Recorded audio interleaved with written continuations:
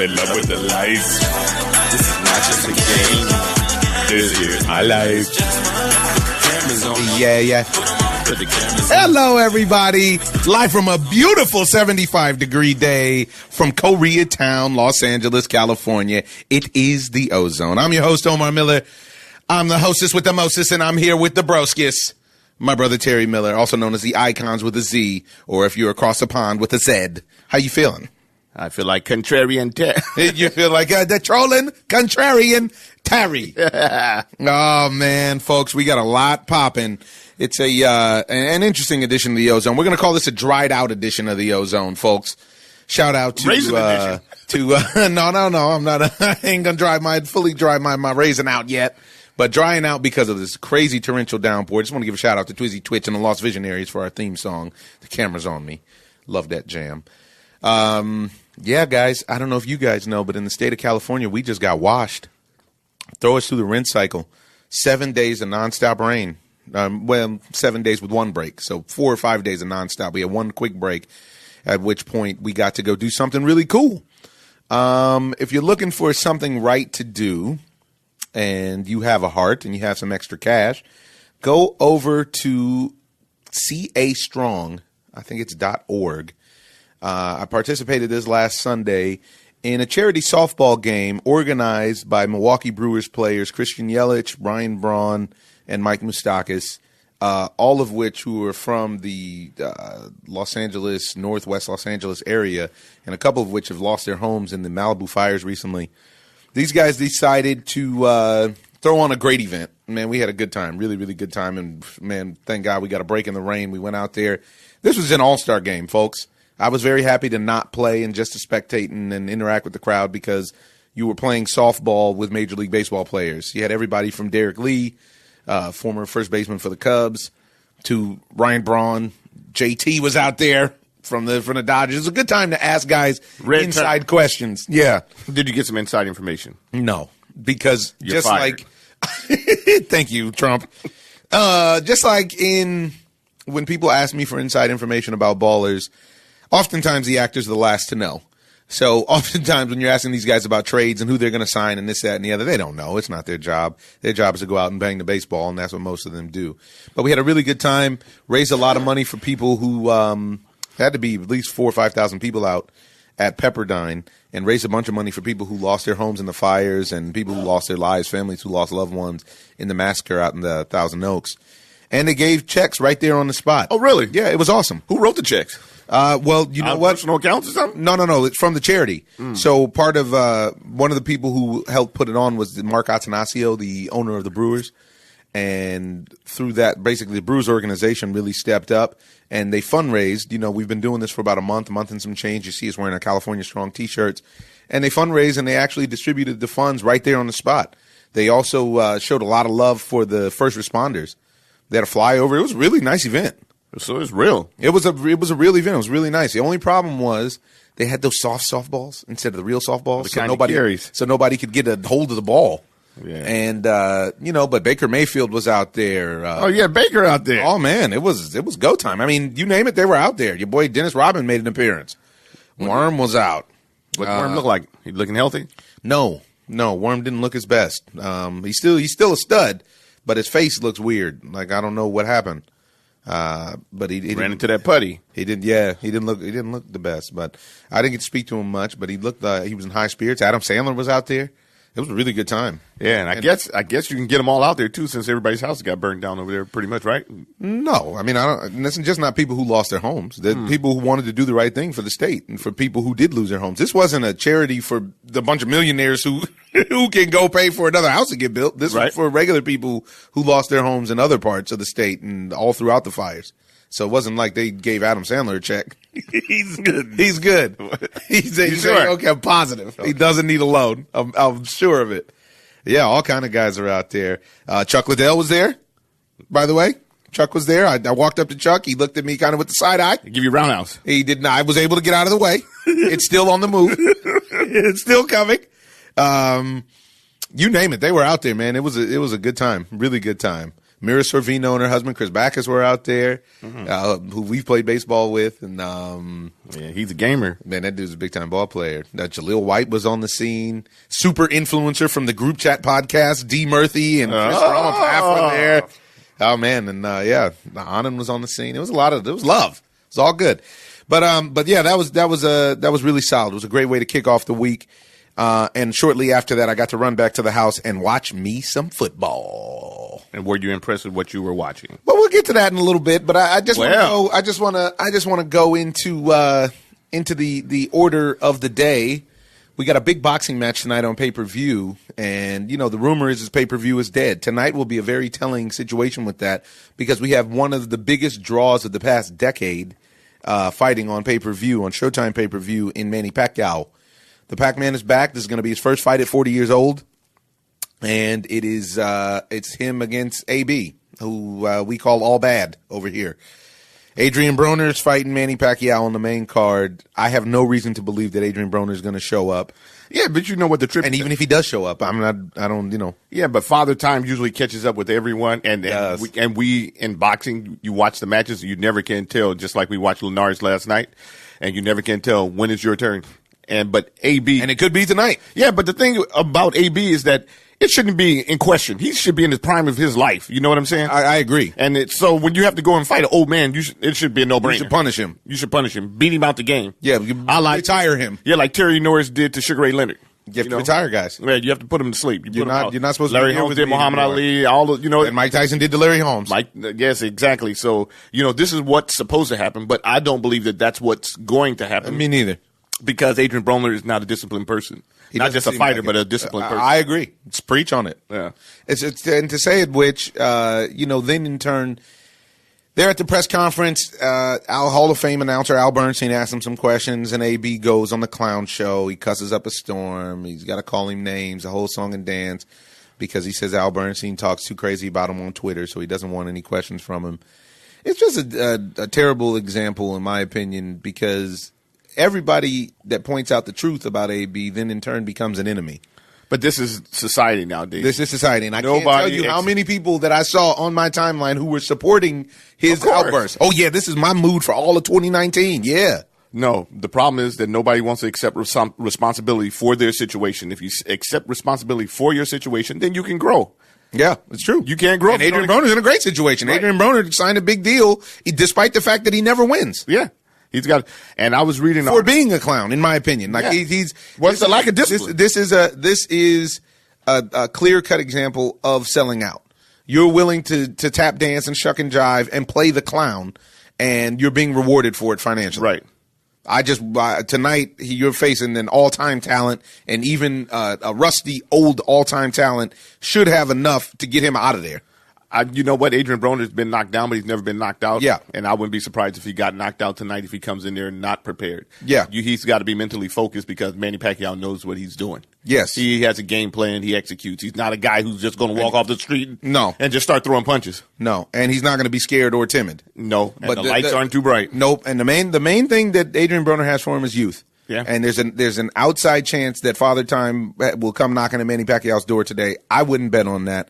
I actually think Manny Pacquiao wins this fight, and he's talking about going on to fight the other top names. He said he wants to fight the winner, Earl Spence, Mikey Garcia. Wow. Which is a tall order if it's Earl Spence. I think he can beat Mikey Garcia. I do too. I don't think he can beat Earl Spence. He's a bigger guy, so I think that fight, Mikey, we'll see what happens with Mikey 147. I think Mikey's in my top 5 pound for pound list, but I don't think that he should be fighting at 47. But what do I know? They're saying he's daring to be great. Earl Spence, though, has said that he thinks AB knows what's on the line and he's going to come out ready to fight. I don't buy that because every time you fight, there's something on the line. Your life. Yeah, not just the money or the fame or any of that, your life. Yeah. Literally. You can lose your life out there.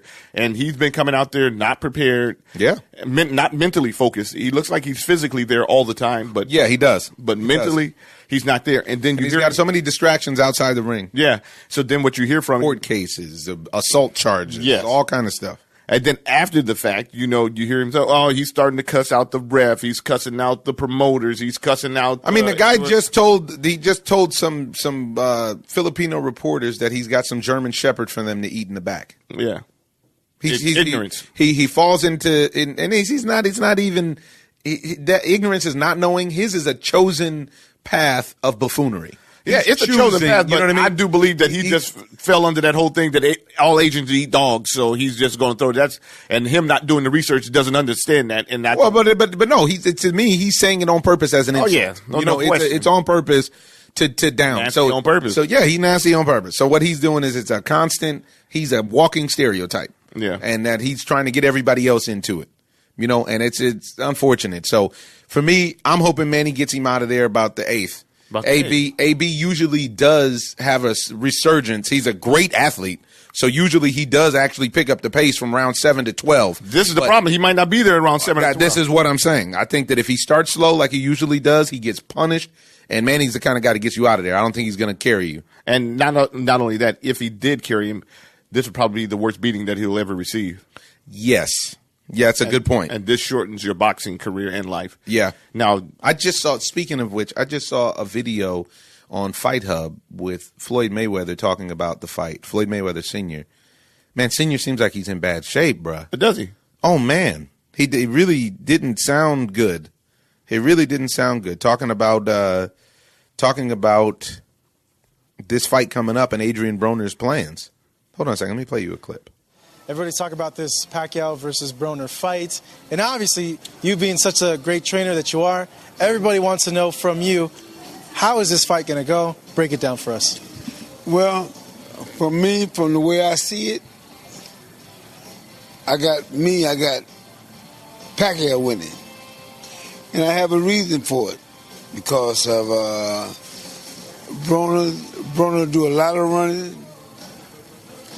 And he do a lot of running, and then plus,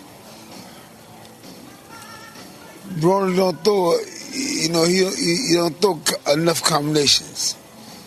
His thing is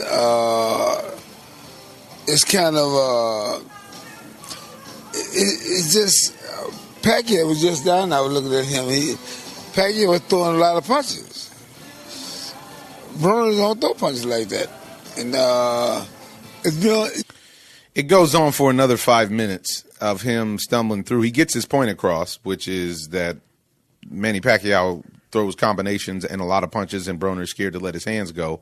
And but the point being is I don't know if it's general punch drunkenness from being a boxer.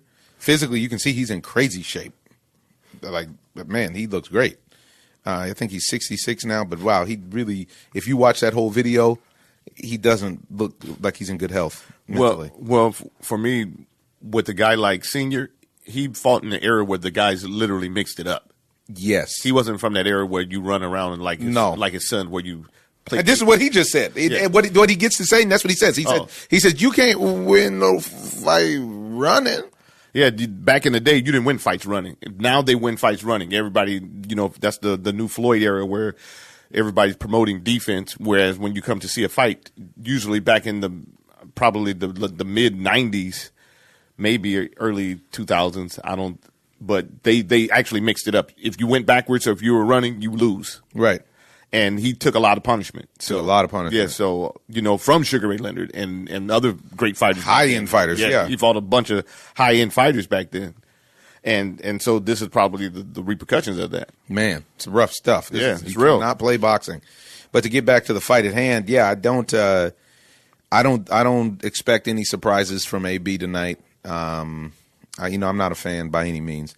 And I really wish the brother well. I wish he has a great platform, so I wish he would get himself together. And then on the undercard, you got Marcus Brown versus Badu Jack, and I actually am looking forward to that fight. I like watching Badu Jack fight. He's another fighter who seems to get slow starts, but then he comes on I don't like to watch him. Very strong. Yeah, that's why I like to watch him. And if you're going in a fight against him, you would think that if you watch the tapes, you would say, okay, I need to just come out and punish him, and then he won't have it late. But same thing he did with James DeGale, same thing he did with Adonis Stevenson. Adonis Stevenson was giving him work. And then, it was a father time situation, but also Badu Jack seems to have a gear that it's like he needs a longer warm up or something.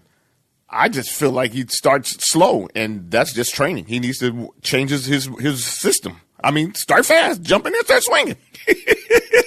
Yeah, throw some punches. Throw some punches. Throw some punches and bunches. And then don't complain later on when you don't get the decision because you didn't throw. Yeah. You're down 7 rounds. You gave up 6. You gave up at least 5 of the first You 6. give up 5 and then 2 are equal and now you lost. Yeah, but they don't ever call them equal now. Yeah. It's illegal. But, yeah, so you have that. And then last night on the Zone, really surprised at the Zone's coverage.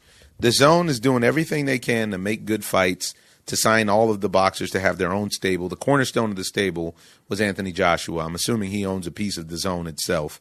And then they signed Canelo Alvarez this November, which was the biggest deal in sports. It's the biggest deal in sports history. It's the biggest deal in the world.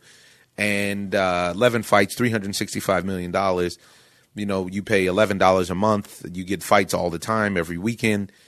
Well, they just made another huge splash because they just signed on for a big fight that I didn't think that Canelo Alvarez would take. So shout out to Oscar De La Hoya, Golden Boy, and the squad because they're fighting Danny Jacobs on May 4th. Right. And that's great for Danny because we've talked to Danny at Canelo fights. Yes. And Danny is amped after every fight because he knows he can beat him. He knows he can beat him. He's told us that. Yeah. And also it's just that he's going to get his big payday, and I'm really happy for him for that. And I think that even more so than the payday, what he's going to get is the respect that he should get. And he got it when he fought Triple G. Yeah. But it's not that was waning. You know, I understand. The respect as beating Canelo as they have labeled him the man now. Yes. You know, I don't agree with him being the man, but the industry has labeled him the man, the go-to guy. And I think that Danny, I don't even really think that it of course it's a difficult fight, but I think that he had a harder time with Triple G than he'll have with Canelo. Really? Yeah. He has all the advantages. He has all of them. The only thing that Canelo has is a couple years on him youth-wise. Mm-hmm. But he's 6'1". Canelo, they list him at 5'9". I would say Canelo's really 5'7", 5'8". I was going to say 5'7". You can love at 5'8". Yeah. Really nice guy, though. The nicest guy. Yeah, I'm happy that he's successful. Yeah, I like Canelo. Canelo's a great guy. You know, every time you see him, he's cool. He's cool. Who's mad at Canelo? Right. And he doesn't have anything to do with the decisions and blah, blah, blah. No. He goes out there and fights. And he does do that. That's what I do like about Canelo. He's not out there running. He's trying to mix it up. He was trying to get to the mountaintop. He is. He needs somebody to get knocked out. Yes. And more times than not, it's been somebody else because he has never been knocked out. And so he hasn't been knocked down. He hasn't even been knocked down. Yeah. He's got great balance and a crazy chin. And so, so that's going to be a big fight May 4th. I'm really excited about that. But I got all that information from watching the coverage of last night's fight, which was a middleweight fight. And it seems like the Zone's really trying to corner the market on the middleweights to get all of them signed.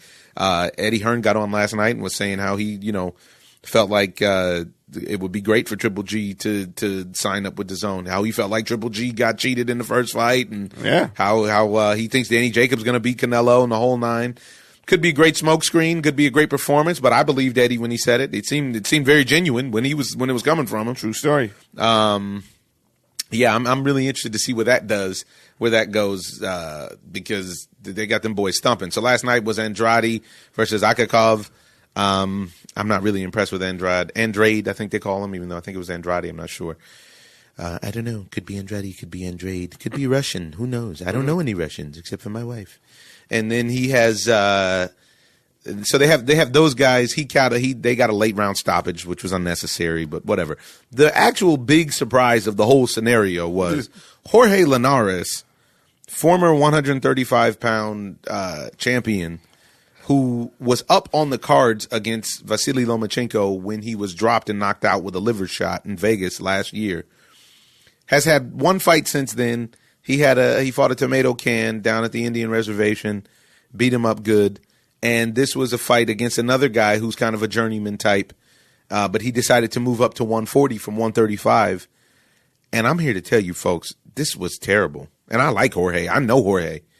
And he never got it together. Oh, my goodness, it looked bad.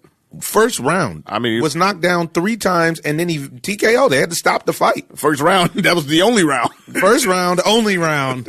The round mound of rebound. And he hit this guy on his chin a bunch of times. And it was like the guy was completely unimpressed. I don't know what happened to him. This is like an overnight situation again. This is the crazy part about boxing. Mm-hmm. You never know. You're the last person to know. Yes, you step in there one day and all of a sudden I'm fighting with pillows on my hands. Nothing works. Nothing works. And he got knocked all around the ring by a journeyman that looked like they just grabbed him off the street. And put in work. And put in work on him. And had no interest in any respect for Jorge Linares. And he walked through him. He walked through him. It was a bad look. And then Jorge, after the fight, talking about he doesn't know. He has to look and see if he's going to stay at 140 or go down. Go down, brother. No, go home. Go home. He needs to go home. It's over. I mean, you did your thing. You were a great champion. He was a great champion. It's over. Wow. It just now here's my thing. Now, is that father time, or do we have to give respect and say that's Vasily the Lomachenko effect? About liver shot that last for years? From hey, from us? see his face up bad. If you see the picture, he beat his face up. No, that's not anything from Lomachenko. That's just life. Life had ran him through his mud, ran his legs out. Ran his leg out. Wow. I can't give Lomo no love or credit for that. Of course, he played a factor in it by putting a little pound puppy on him, but other than that, he ain't. Man, come on. Wow. You feel you're very strong. You act like the Loma fight didn't even matter. It didn't really. I mean, because he was dominating Loma. I don't know about that. I mean, he pretty. Go look at the picture. He got beat up pretty bad. Yeah, but he beat up Loma pretty bad. He dropped him. He was all over him. And maybe that was the beginning of the end for his career once he lost to a liver shot like that, because an elite fighter usually, the only other person an elite fighter that I've seen that happen to in the past was Oscar De La Hoya. Against Bernard Hopkins. Hopkins. Yeah, late. Like and the 10th, 11th. But the 9th as well. Yeah, but B-Hop looked like he was setting him up for it the whole fight. Yeah, the whole fight. That's the whole fight. But B-Hop. And then Oscar decided to give you one at the office. Yeah, then Oscar gave me one. At Dodger Stadium. He gave you one at Dodger Stadium. He was like, "What's up?" Boom. Exactly. You rolled all over the infield. See, what are you doing? We're supposed to be playing ping pong. You got a liver shot, dude. Go ahead. Oscar felt like he needed to get a whiskey shot. Let's give me a little soft one too. That's like, boom. He like, you felt let that. You know. He look at me like. Like you know, like you need something. You look at you're my weight class. No, I'm not. Whatever it is, I'll make sure I make the adjustment. Dude, you looking lean. See, you down to 150? What class is Oscar in? Oh man, that's funny. Yeah, so I don't know. It was really sad last night to see that with Jorge. But the Zone card in general, I'm happy with my subscription. I just want them to get better. Their production value overall. It would be nice for them to have a little bit more smoke and mirrors, glitz and glamour, and glitz and glamour, and have more. Just more. There just needs to be more with the Zone. It's like they have the fighters. They just need to actually put together the show. So what you're telling me, you're not impressed? No, but they're babies in the game. They're just getting it together. Not everybody can be HBO boxing, not to start. I mean, HBO boxing wasn't even HBO boxing to start. But that's enough on the fight time. It's now time to move to the NFL. This is it, ladies and gentlemen. This Sunday is going to determine your Super Bowl for coming. That's why you wore the Dodger hat? Is it because it's Ram time? Yeah, because it's Ram time. That's why I wore the Dodger hat, to give LA props. Ooh, the best team in LA. It's the best team in LA. Oh man, what happened to the Chargers? The Chargers. We got somebody coming in hot on the line who really wants to add his 2 cents. Yes, sir. Joe Nieves live in the Ozone. Tito. Aha. What's up, Brothers Miller? How's it going? What is really in the life of a Disney star? How are things? Things are good. I'm a 45-year-old man trying to figure out social media these days. Good luck. Get it going. Got to get it going. Hey, we all got to start somewhere. That's what we're talking about. I'm actually, what I just did? I don't know what you guys are talking about right now, but I just watched, did you see that clip of Mike Tyson, any clips from Mike Tyson with Joe Rogan recently? No. A couple of days? Great interview, but I hate to promote him on the podcast. No. Mike's got his own podcast, and Joe too. It's all good. There's enough for everybody. Anyway, Rogan was asking if he still works out, and Tyson says he does not work. He doesn't even look at working out anymore because when he does, he says it just sets off his ego. And he just starts thinking, "Oh, I'm better than everybody else," and that's when he starts getting turned into the guy he doesn't want to be anymore. So he doesn't touch a bag, he doesn't do anything anymore because it sets off his ego. Wow. I can understand that. Isn't that crazy? No. I've seen the same thing happen with you. Yeah. It was very, very interesting. I saw the same thing happen with you on, I think it was Triple Play 2004. It was a video game where every time you would win, you seemed to have a bigger ego just throughout the day. And the longer beard. True. Wow. Well, what we're talking about right now is the NFL. We're talking about Yeah. what happened to the Chargers last week. Are the Patriots that good, or was it smoke and mirrors?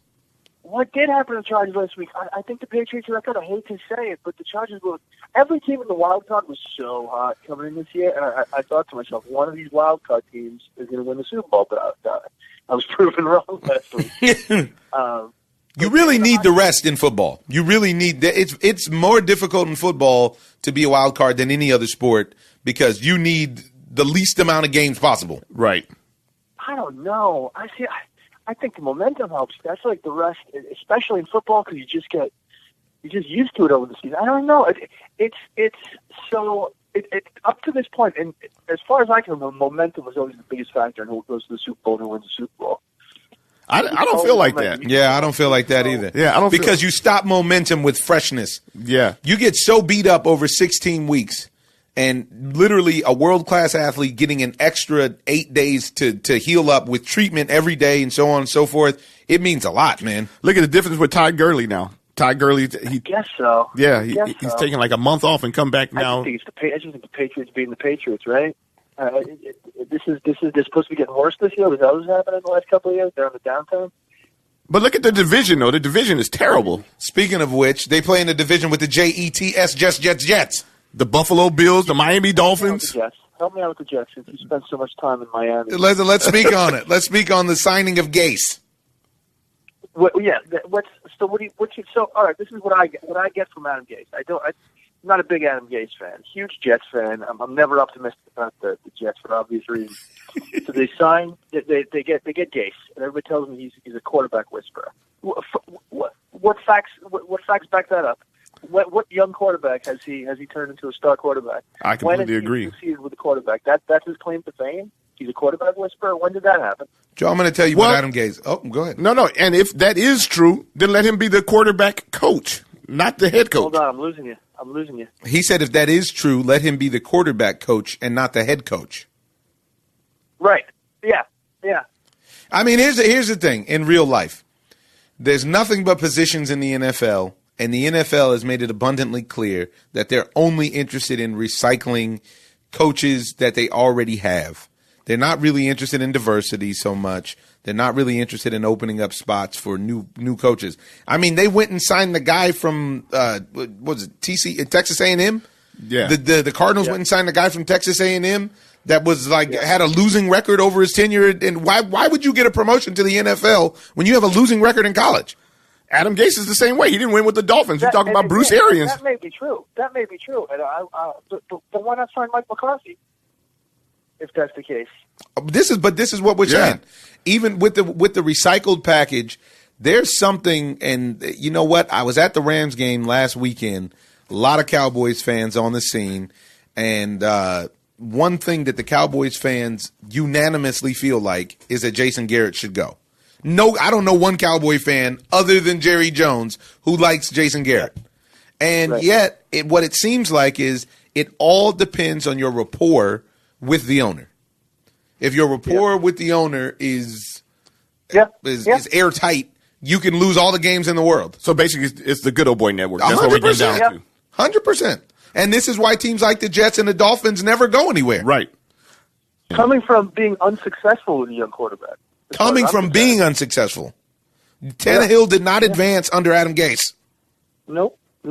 And then, so here's my other problem. So the interview, I would have been okay with McCarthy. I also would have been okay with Eric Bieniemy. Why not sign Bieniemy? Bieniemy gets no burn, and we all know why. And I have to give a lot of love to Stephen A. Smith for calling it out. Yeah, because Eric Bieniemy has done his work. He's done his work. That offense? Are you crazy? He's done that offense. Everybody should be clamoring to get this guy as their coach. Yeah. Unreal. Now, I wish I had more answers for you, but I don't. But when you bring in, and then it's just the Jets, and then it's just like the Patriots are the Patriots, the Jets are the Jets, right? Yeah, but when you bring in new coaches, fresh blood, then you see the results that you get. Look at what you're doing with McVay, and look at what you're doing with that guy in San Diego. I mean, that's actually Los Angeles. Yeah, the Chargers coach. Yeah, I mean, with the fresh blood, you get different results. This is going to – they just talked to the coach of the Saints, and he was talking about how intricate and how complex McVay's offense is now. and how he's going to take things from it. Because it's new. It's fresh. It's the young guys coming in and bringing something new to the table, and not these old heads recycling the same old stuff. Gase, McCarthy, Arians. I mean, let's bring in new coaches. Yeah, but this is the thing, man. You got new guys. You got guys like Anthony Lynn. You got guys like Sean McVay, who then show you that Jeff Fisher was a complete clown. They show you that things weren't in order, and then next thing God. Next thing is ridiculous. Yeah, and Bieniemy could be the same way. Yeah. And next thing you know, you decide to recycle Gase. And I'll tell you what, though. And when you talk about Jimmy Jones, that's the same thing me and my buddy Rob from Brooklyn, my other Jet fan friend, was saying. It's an ownership. It's as long as the coach has to answer to the owner and not the GM, then you're screwed. Totally screwed. And I've been saying that forever. Bone says he's been saying that forever. Yeah, let the GM do his job. And that entails working with a coach who has the same ideas that he does, not the owner. But this is the same reason why I'm not mad at the coach. I mean, the coach of the Dallas Cowboys, because he has to answer to Jerry Jones. Jerry Jones is making football decisions. And he's not a football guy. Wow. Yeah. No, I wish I had more answers for you, but we don't, because it just doesn't make any sense. But what we can ask are the questions about who you like this weekend, because it is going down tomorrow. Yeah, I wouldn't put any money on anybody this week. I'm hoping for the Rams and the Chiefs. I'm thinking it's going to be the Saints and the Patriots. I got a rematch. I think we're going Rams and Chiefs. I got that Monday Night Football rematch and the ultimate and a straight shootout in Atlanta indoors. And it's go time. It's go time. That would make me happy. I would love that. I mean, really, the Saints didn't look really impressive last week against one of the worst defenses in football. Yeah, and the Eagles look like they just finessed their Super Bowl experience to almost to a dub. Yeah. And they got a lot of help. Who that got a lot of help from the refs? A lot of help. They got a lot of help from the refs.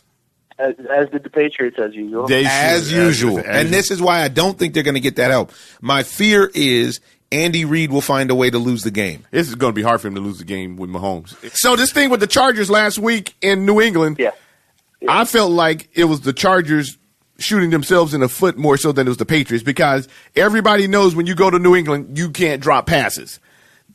Phillip Rivers hit, who was it, Williams, right down the middle of the field, and Williams dropped like a 40-yard bomb. You can't do that in New England. I agree with you. But how many times do teams have to screw up and shoot themselves in the foot against this team before we start? For some reason, we got to give credit to the Patriots for the Chargers dropping passes. Screwed up because it happens for 20 years. It's 20 years. There's an intimidation factor that makes guys drop balls. Yeah, it's something. Well, they're not. I don't think they're going to see it tomorrow, because the Kansas City Chiefs. That kid Mahomes is moving the ball, and he is not impressed. He had gotten in the shootout. He got in the shootout with him in New England. Yeah. And the only thing I'm telling you, Andy Reid is my only concern, because he finds a way to snatch defeat from the jaws of victory forever. He finds a way. He usually does, and I have to agree with you, because I'm always high on the Chiefs. But the thing, and they have all the talent in the world, all the talent. But this time, you felt like this year, especially with Mahomes, but then especially with Kareem Hunt, you were like, Andy Reid couldn't blow this one. Nobody can blow this lead. Yeah. And then they lost Kareem Hunt. Not that they're still not effective. Well, but this kid Damian Williams that they brought in, he's balling. He's balling, and Spencer Ware is on deck right now too. So I feel like they're ready to go. And if their receivers catch the lights ball, aren't too bright for Mahomes. And not only that. So you think? And honestly, the Chiefs beat. It's a choke factor for the coach. More so. No question. I always think about that. Coaching is real, man. Especially in football. Of course it is, but I think the one that change your game plan when you're coaching. I don't get it. I get it physically when you're on the field. I get it. Why you could possibly tense up, but with coaching. Well, I think one of the biggest things that happened last week, what we saw in coaching, which I can't blame Jason Garrett, is them deferring to the Rams. The Rams have the number 2 offense in football. Why would I defer to the Rams to start the game off? That makes no sense. Why would I do that? And they marched down there and put the Rams on you. They marched. They should have. They got a field goal, but should have been a touchdown. Should have been a touchdown. Yeah. So, and why would you want to keep your defense, especially if it's one of the better defenses in the league, on the field for longer than what it should be? Yeah. Take the ball, kill the clock, and that's what I do believe. And get Zeke going. Yeah, and that's what I do believe that Belichick's going to do tomorrow, because he's just probably going to try to play ball control with these guys, because offensively he knows that he can't. Now Tom Brady can have a shootout with anybody, even in the history of the game. Yeah, even with his old receivers. Yeah. Old Tom Brady. With the Chiefs, what they're doing now is that they have to play ball control, or they're going to get blown out. Now, that's interesting. It's interesting you said that, because I bet you Belichick hopes they play ball control. That the Chiefs play ball control? No, the Chiefs are not going to. The Chiefs are not going to looking for ball control. Belichick does not want Mahomes to beat him. Belichick would rather keep it in the running back's hands. No, that's what I'm talking about. I'm saying that Belichick wants to run ball control. He wants to keep the Chiefs off the field. That's the way that you beat Tom Brady. Okay. Yeah. That's the way that you beat all high-powered offenses all the way through history. All of them use ball control. Bill Parcells has brought that into made that fashionable back in the day. I always thought the biggest, I think even bigger with the Patriots, the one thing Brady, when he fails a little bit, is when he has a lot of pressure. When he has a lot of pressure coming from the ends. Yeah. Pressure is the key. Well, they have one of the second best, besides Aaron Donald, the Chiefs have one of the second best pass rushers in football, so we'll see him tomorrow on Tom Brady. But the Patriots have an offensive line that's like crazy. I know. And the rules are so soft nowadays, man. You can't. I saw the guy get tackled by his legs. You can't hit him in his head. You can't hit him in his chest. So when you got to right around his waist, you got to bring out a measuring tape. What size are you? It's too much. I didn't think they'd make it this year. I hate the Patriots every year. It's terrible. And you can't hold them. They're there every year. They're in the championship game. Yeah, and then also when you talk about with the Saints, what's going on with the Saints, I think that McVay and them are going to have their number, because first and foremost, they picked up C.J. Anderson, so now they can pound the ball down the Saints' throat.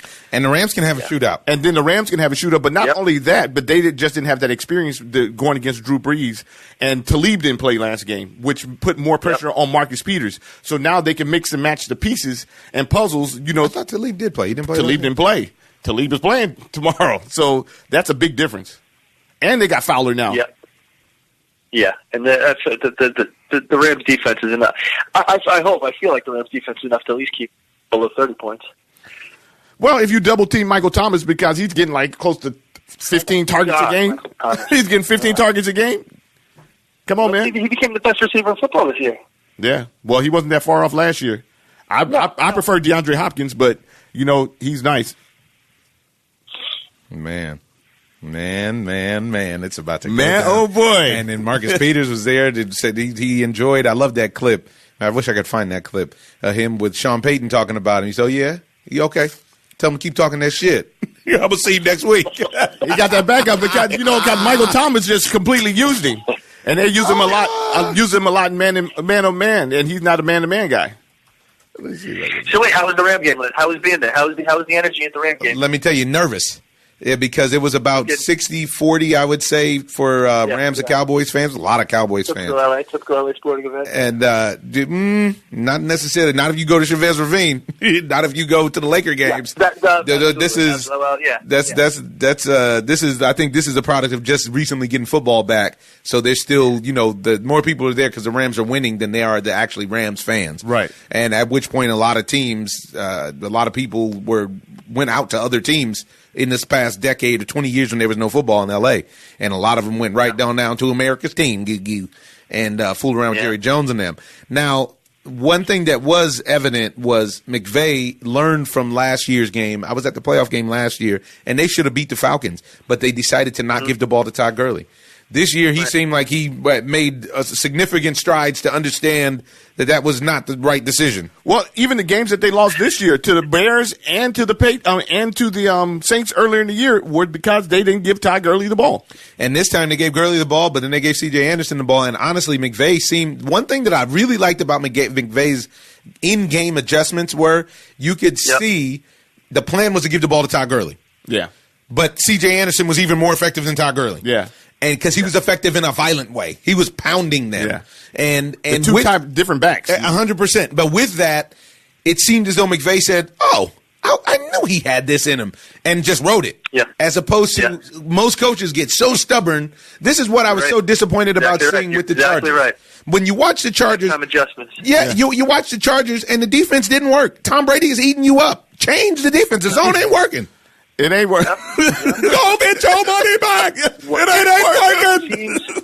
What seems obvious to us watching, I never understand. That's why Belichick's halftime adjustments are always spot on. Always. Because he seems to actually take them. He takes the first half, analyzes it quickly, and says, "Oh, okay, so then this is the answer to that." And that comes from prep. Because he's discipline. Because he's saying, I had actually planned for that, but they went another way, so now I can implement plan C1, which was ready for their plan B2. Right. And he can just go right to it. But you don't see coaches doing that for some reason. For some reason, they're so stuck. No, we got to do it this way. I was so disappointed in the Chargers defensive coordinator. Yeah, it was bad business. It was bad all the way down 27-7. When you go down 14-0 and they marched, and then it became 21, you got to change. Well, not only that, I got to play like a video game now because what I have to do is go. I need 4 downs. I need 4 downs. I need to go for it. I'm not punting when I'm down by 21 points. But I'm just talking about the defense. Yeah, I can ride with you on the offense because if you look at it, what ends up happening is they end up putting up 28 points. So if you make an adjustment prior to getting completely blown out, you actually got a game. Exactly. Yeah. Yeah, really, really. I don't know, really disturbing. But I think that this weekend, I think we're going to see the best of the best. I think the Final Four are actually the 4 best teams. Best 4 teams. Yeah, and I didn't always feel like that. You know, you don't always feel like that coming into the Final Four. Right. And this time, I think these are the best 4 teams. And I can't really call it, but I'm looking for that rematch. I think that the Rams and the Chiefs are going to pull it out, and I think that Andy Reid will find a way to blow the Super Bowl, and the Rams will be your 2018 season Super Bowl champions. Oh, that'd be nice. I actually think that the Patriots are the weakest team in this tournament right now. With the best coach. I always think and that's a problem. No, but with the best coach, just like O said, it's literally with the best coach. But I also believe that because they have downgraded Gronk now, because Gronk was so effective. I mean, unstoppable. But now he's stoppable. You know what I'm saying? And you have Julian Edelman out there, you have Sony Michel, and you have James White. They don't have anybody else that stands out. And I honestly would have kept Josh Gordon because everybody talks about him and his drug problem, but with all the other people that they have in the NFL, the murderers, the rapers, and the rapists and everything else, you've got a guy that's on drugs and you kick him out the league. Yeah, but they don't have him. They don't have him on the Patriots. This is true. They have him in the NFL, but they do not have them on the New England Patriots, which is why they are at the Super Bowl and the championship every year. Yes, this is true. So they were disciplined in the fact that they stuck to doing the Patriots. Yeah. And they even sent him off with everybody had a great message for him. That was actually nice. It wasn't cold like when they got rid of Chandler Jones. Even though Chandler Jones, not that he had a drug problem, but it wasn't cold like how the Patriots get rid of a lot of guys in a very cold way. Yeah. It wasn't that. The guys you saw, Edelman put it up, Brady put up, hey man, good luck. All of them. It's just like, we can't use you right now because we can't be distracted in case you out of your eye or we got a game plan around you and you can't show up and you can't play. Did they give him a MAGA hat as a departing gift? I don't know. Maybe ultimately this is the real reason that he's not on the team anymore. Maybe Josh Gordon didn't want to kiss the buffet Filet-O-Fish McRib ring. How about this bozo in the White House with world-class athletes? You finally get a team that's willing to come. You finally get a championship team after 2 years that's willing to come to the White House, and you personally bankroll a bunch of food that you like, which are burgers. He doesn't know any cold burgers and pizza. He doesn't know any better. He doesn't know any better. That moron. He doesn't know any better. And you know what though? It was one of those like clear psychological projecting things. Oh, this must be their favorite food because it's his favorite food. Because you don't work out ever, narcissist. And so since it's mine, it must be yours. You know, it's funny. He tweeted that it was 1,000 hamburgers and they ate them all. He said 1,000. 1,000. You know how many hamburgers? 1,000. 50 guys on the team. They all had 17 hamburgers each. They have some big appetites. Wow. And did you see Burger King? The Burger King tweet may be my favorite of all time. That was fantastic. Hilarious. Yeah, Burger King said, due to a large order yesterday, we're all out of hamburgers. All we can serve today are hamburgers. Oh, man. If civilization can survive the Donald Trump administration, I tell you we'll be better for it. We'll be better for it afterwards. But that's a big if. It's a big if. Yeah. Well, all right, Tito. I wish we had some more news for you. You want to spit about your MMA? I see there's some big action in MMA. I ran into your boy Chuck Liddell at the California Strong Charity. What did you say to him? Hey, Chuck, how you been? Oh man! I told him that I sat with you.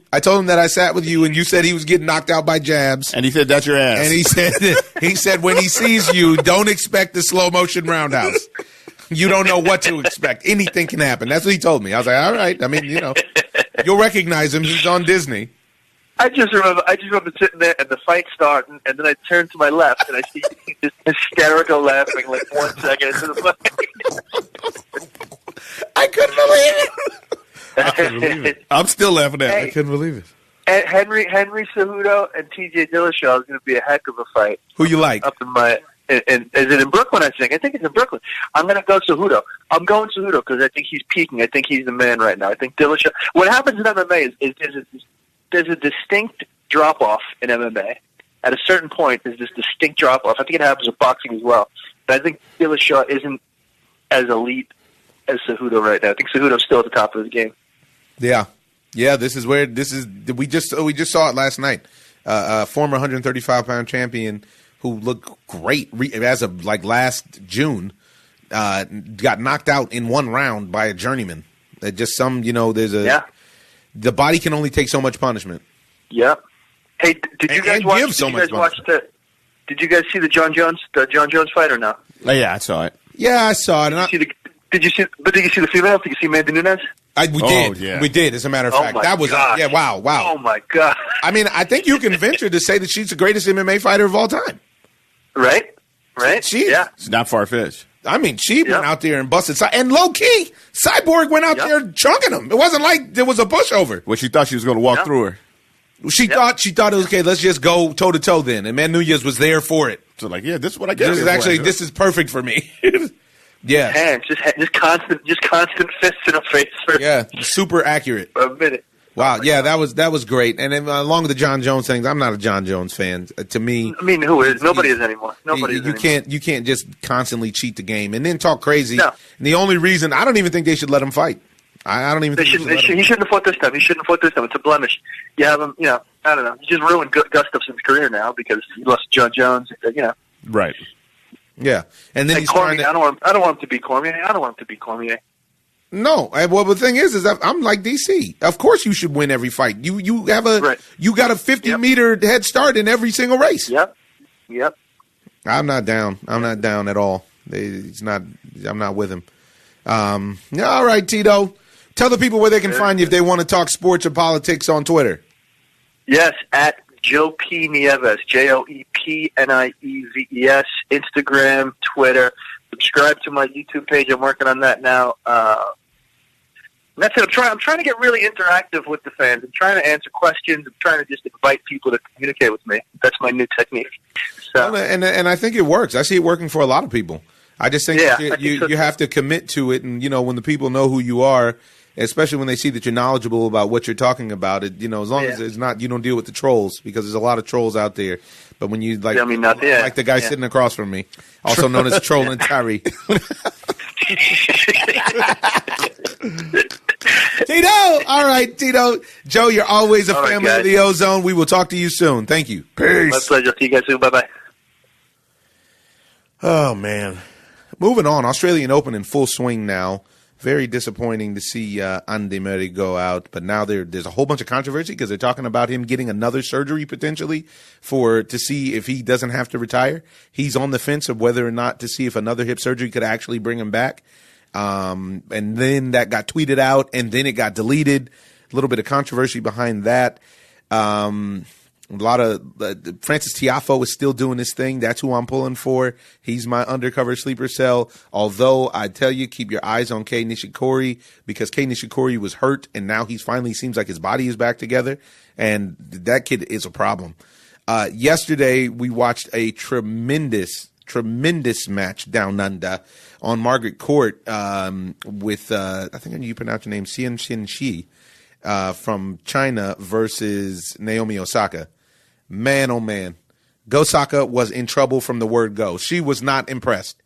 And the thing that she showed is that the weakness in Naomi Osaka's game, and she's a burgeoning superstar, Naomi Osaka, and the weakness in her game is mental. It's not physical, it's mental. And she was able to frustrate her. She beat her 7-5 in the first set. In the second set, she was up 3-0. She won 11 or 12 straight games. And all of a sudden, Go Osaka pulled it together, and you saw that championship medal. And she came back and rattled off a run like crazy. She ended up winning that set 6-4, won the next set 6-1. Watch out for Naomi Osaka. I would not be surprised if she has to tangle again with Serena Williams to determine this whole thing. And if she does, who do you have? I'm still with Naomi Osaka. But it's going to be tough because Simona Halep is in top form right now as well. And she's the world number 1. And she just dispatched of Venus Williams. Of Abina Williams. If you watch Advantage Omar, you know what that's from. And she just dispatched of her, and she's on a march. She's going through. It's kind of like, in my opinion, it's kind of like the football not being the wild card and having that extra rest. Mm-hmm. It's critical to win as many matches as you can in the shortest amount of time possible, because when you get down to the Elite 8 or Final 4, those aren't straight set matches. You're going to have your legs. So this is why it favors the youth, the people who are in their late teens, early 20s. But the older you are, you really need to get through these early rounds quickly down under, mate. Very disappointed that we're not down there making some quality content. you like quality content. I appreciate this. How about a little short form? I love it. Ooh, short form content. Give it to me. All right, ladies and gentlemen, you got something else? Who do you want to talk about? A little baseball? You need some baseball right now? Some more? Some more? When did we speak on it? We spoke on it last week. We haven't had any. We'll speak on it every week. Why? We haven't had any moves. And that's the problem. Everybody's playing games. Did you see that Longo came out and spoke about it? Who did? Evan Longoria. Oh, Longo Toyota said something. What'd he say? Yeah, let me shoot this to you because Longo is frustrated with the system right now. Longo calls for the players to stand strong during slow off season. Because basically he put it out on his Instagram because basically he knows that the owners pretty much, or we can say that they're colluding to drive down the prices. To drive down the prices of the market. And he's telling everybody to stand strong right now. Wow. We have 2 generational players out there right now, and neither one of them have a job, and spring training is a little bit 5 weeks away. Yeah, a little bit more than a month out. That's not right. And it's not good for them. It's not good for the game overall. It's not good for the game overall, and I think that the owners don't take it the right way because every other sport now is relevant year-round. Yes. And baseball is relevant for the wrong reasons right now. We're relevant because we can't sign people. And that's not baseball. Baseball is usually the sport that's known for signing people a lot of times for more than what they're worth. And now we have 2 generational players out there that aren't getting any offer. Well, they're getting offers, but not as much as they usually are. They should be. I agree. It's unfortunate. Wow. Very, very. I just don't. People got to work on behalf of the game and behalf of themselves. And when you're dealing with this situation, it's a big money situation where it's not about anybody worrying about the greater good or the greater game. And I'm not just saying it because obviously these guys are going to be wealthy regardless, both the owners and the players. But this is about the structure and the order of things, because these are the kind of things when guys don't know where they're playing or they don't get prepared at the right time, that they don't end up actually having full seasons because they get hurt. Right. There's a prep that's involved with all of these sports. Mentally and physically. Yeah. Yeah, it's a real thing. Go ahead, speak on it. What else you got, son? Speak on it. Well, another thing that I'd like to speak on, too, is that, unfortunately, there is another combat. We could call it a combat sport that's more physical probably than all the sports, is that PBR. And they just had a kid that died out there. Oh, wow. I'm not even him. The bull that killed a professional rider, Mason Lowe, will remain on the PBR circuit. And, the kid, basically, you can. And they're going to keep the bull alive? They're not destroying the bull? No. He's still, that's what they have him out there for. But the kid died, do believe, on Tuesday night in Colorado. Oh. Did he get speared? The bull actually stepped on his chest. Oh. After it bucked him off. Oh, man. Yeah. Wow, that's unfortunate. That's really unfortunate. But that's a really, really violent sport. Jumping on the back of that bull like that. Whose nuts are tied together. Yeah. To make him go nuts. Yeah, and he does. And he makes everybody pay for it that he can. Wow. Well, that's unfortunate. The kid was only 25 years old. Man. Yeah. Well, ending it out on a heavy note. Gonna leave you with a quote from Albert Einstein here, ladies and gentlemen. And it is, any fool can know. The point is to understand. We're in this thing together, folks. We got to understand one another and live with one another. So do your best to do your best for someone else. I'm your host, Omar Miller. This is a quick weekend edition of the Ozone. Ozone. I'm just living the dream. I'm in love with the lights.